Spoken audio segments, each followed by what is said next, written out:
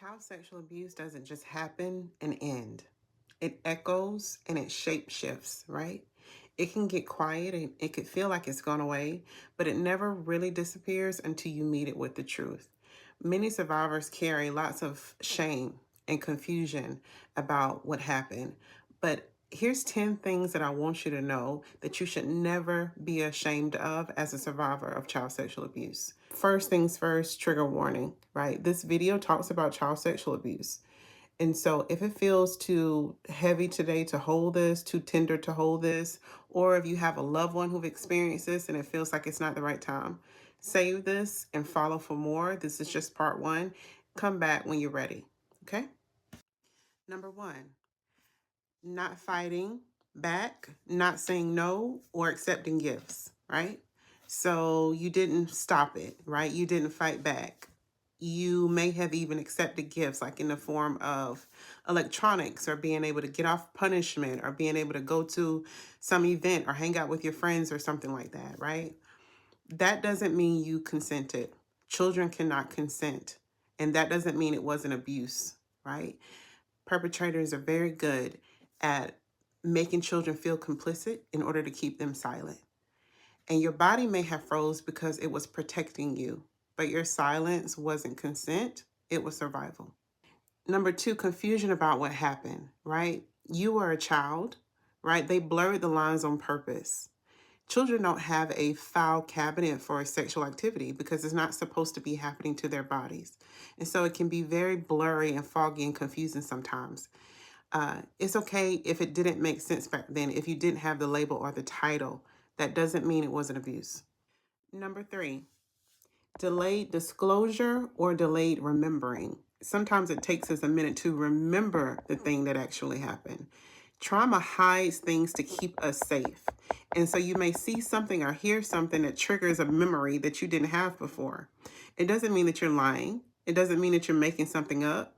It means that you're remembering what your brain finally felt safe enough to release. Because maybe at the time it wasn't safe. There wasn't enough space for you to fully know what happened. Doesn't mean it didn't happen. Doesn't mean it wasn't abuse. The fourth thing that child sexual abuse survivors never have to be ashamed of is how your body responded. If your body felt anything, anywhere that may have even felt good, it doesn't mean that you wanted it. This is a really tough one, so we're going to take it a little bit slow. Bodies respond automatically. If you live in a human experience, and if you're watching this, I'm thinking you're a human being, right? You have a physiological system that's working, right? Doesn't mean that you consented to sexual activity. As we know, children cannot consent. It doesn't mean that you're broken. It doesn't mean that you're evil or strange or dirty, right? It just means that your body responded automatically. Your body did what it naturally does. Here's the fifth thing that child sexual abuse survivors never have to be ashamed of, and that's going no contact with family or choosing not to talk to people or not to show up, right? Are choosing to disclose. You never have to feel ashamed of choosing to disclose. You don't have to keep something that harmed you a secret. You don't have to stay in the same room with people who shattered you. Protecting yourself and protecting your healing and protecting your peace doesn't mean you're a bad daughter. It means that you're choosing yourself. Here's the sixth thing that child sexual abuse survivors never have to be ashamed of: struggling with trust in relationships and struggling with sex in relationships, right? If betrayal was your first experience of love, right? If abuse was your first experience of sex, of course you don't trust it, right? Of course it feels like a risk. Of course it doesn't feel safe. Um, that's natural and normal. You don't have to be ashamed of that. Here's the seventh thing that victims and survivors of child sexual abuse never have to be ashamed of, and that's wanting answers or wanting their abusers to be seen, wanting justice, or not wanting that, right? Like not wanting everything to come out. You're allowed to want closure. You're allowed to want other people to understand the pain that they cause. You're allowed to decide that your healing looks like healing in silence, right? Like healing where you don't have to explain things to other people, or don't answer why you didn't disclose, or don't answer why the story doesn't add up in their mind the way that they want it to, right? Whatever you choose is good enough. Whatever you choose is the right response, because you're having a normal response to a very abnormal experience. And let me clarify something real quick. When I say abnormal, I don't mean uncommon. It's abnormal because children shouldn't experience sexual activity, but it's not uncommon. 1 in 4 girls and 1 in 6 boys have some type of experience of child sexual abuse, I think is the latest statistics, and that's of what's reported. Um, all we know, we may not have the exact statistics because we don't, it's the most underreported crime there is, but we know it's pervasive, meaning it's spread throughout. It doesn't matter your race, it doesn't matter your class, it doesn't matter your socioeconomic status or your positioning in life, right? It happens. It's a common thing, but it is an abnormal thing to happen to the body. Okay, here's the 8th thing that child sexual abuse survivors never have to be ashamed of, and that's being angry, right?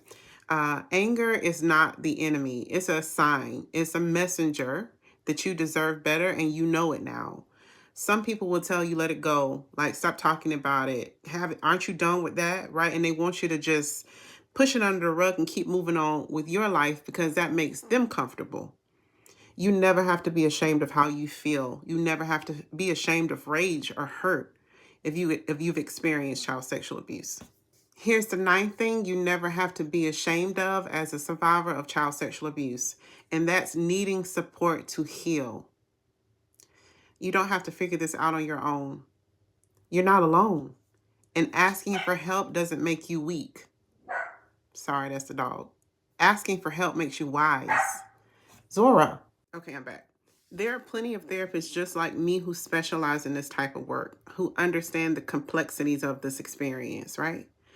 Bottom-up therapy or some type of somatic therapy like EMDR, from what I've seen, is the best way and the fastest way to heal from this type of abuse. That's a whole nother thing. I'm going to do a whole series about, healing modalities and healing treatments for child sexual abuse. So stay tuned for that. But the point is, you never have to be ashamed of seeking help, asking for help. Okay. Okay. So here's the 10th thing that you never have to be ashamed of as a survivor of child sexual abuse. And that's still being impacted years later, right? Abuse healing doesn't expire, right? Like there's no deadline or time limit. Can you heal from it? Absolutely.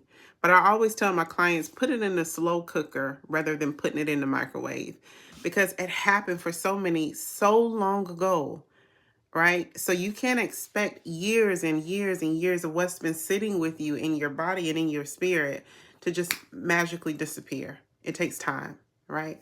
You're allowed to still be healing. You're allowed to take your own time. You're allowed to go at your own pace. Y'all, did you know that your brain files away every experience that you've ever had? And it has impact in some way, right? It creates or shapes you in some way. It creates a schema or shapes you in some degree, right? So something could have happened to you when you were 2 or 3 years old that you're just now kind of noticing or thinking about or wanting to explore or wondering about the impact of it. Don't ever lie to yourself and tell yourself that it was back then, so it can't really be showing up now. Get curious about your experiences, right? Start asking questions. Start wondering about the things that happen to you and how they have impact. The thing that you think that you forgot about hasn't forgotten you. Our body remembers. It remembers. And it's not until you turn towards it and give it the attention that it's asking for that you find healing and that you find freedom. Is it easy? Hell no. It's not easy. But it's worth it. It's so worth it. Okay, this series was about the 10 things that child sexual abuse survivors should never have to be ashamed of, right? If I've left something out, please comment below, right? Please share. I love to hear from you, or you can send me a message. Um, and follow for more, because you're going to see more series like this. I work in trauma every day. I'm a licensed therapist, and for several years, I also worked as a forensic interviewer where I heard thousands of stories of children's abuse experiences. And so I'm going to be sharing lots of the things that I've learned, and lots of healing exercises and things to consider in order to be free from your traumas.